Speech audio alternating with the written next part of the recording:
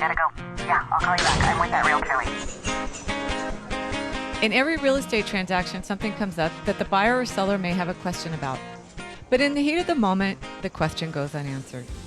Each episode, I talk with real estate experts and real estate vendors to provide a look at what goes on behind the scenes in the real estate world to get you answers. I blend in local Santa Cruz history, add some tips and tricks, all designed to help you be successful in your next real estate project. Tell your friends you can't talk right now because you are with the Realtor Lady. Today's video is 6 questions you must ask before choosing a realtor. And a few of them are very specific to Santa Cruz, and I'm going to explain why.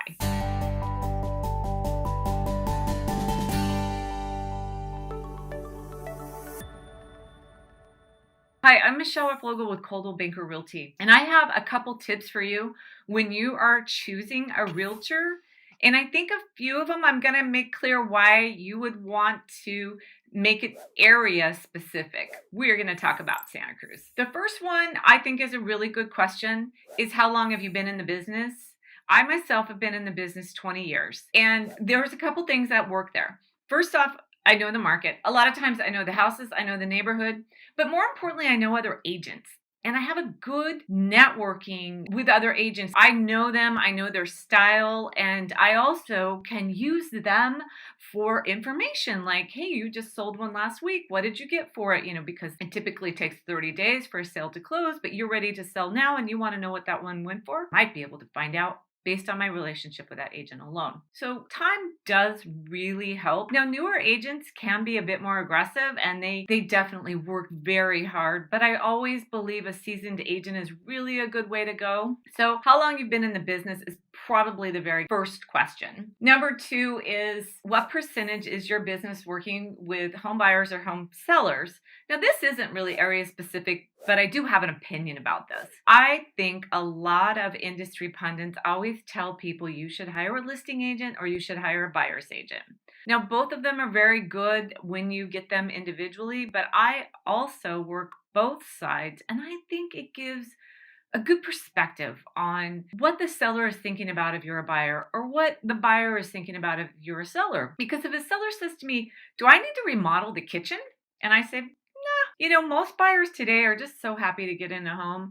If it's clean and they can move in and then figure out what they want to do later, it's really okay. Or man, buyers just don't like green shag carpet. And I know this specifically that even as an as-is sale, that may not be a good thing to do to leave, even if they're going to take it out. And then, for sellers, I can say, this is what buyers like. And then for buyers, I can say, today's seller, they know that they don't really have to put a whole lot in the house and they're probably going to expect you to take it as is. The trick is to understand where your as is point is. And then, you can kind of give them perspective on what's happening on both sides. So I personally, I like to do both, and I think it serves both buyer and seller. How many clients are you currently working with? Again, not area specific, but it kind of could be. Here in Santa Cruz County, from the very, very bottom of Watsonville to the top of Boulder Creek can be a good hour and a half to 2 hours on the road. So knowing that where that agent works specifically, where that agent actually has the most clients.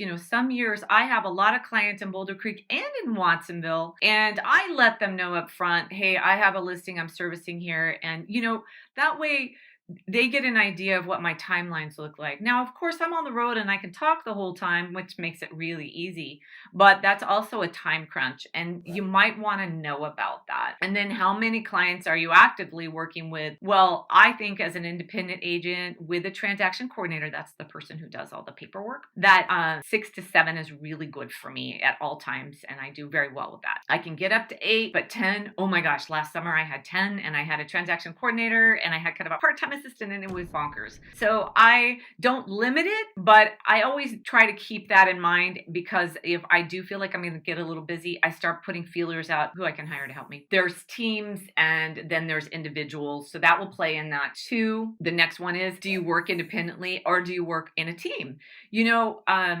like I said, I'm an independent agent, but buyers and selling teams, they have a multitude of people. And a lot of times they have kind of the person who brings in the client, and then the team kind of services either that listing or the buyer. That's just your style, and you want to just know how they do it, because sometimes a team will use the personality to bring the client in and then have the team take over. Now, if you want to be with that agent more and you don't want to be serviced by the team, that's something you're going to want to know up front. And that's something that I tell you to ask, is that how they do it? How often will you keep in contact with me during the buying process or the selling process? Well, that is something that you actually kind of sit and talk about. How often? People want to know. I have sellers and buyers that really just tell me about the important stuff. I'm too busy, and that, I'm going to do, of course. But sometimes the little nuances, they just don't want to know. Like, we had an agent show it today and they didn't really have any interest. Well, you're busy as a seller. Do you really want to know? Does that mean that you're not getting the right feedback on your property, or do you want to know after a week of all those showings and the summation? And then how do you want that information? Do you want a text, email? Do you want a phone call?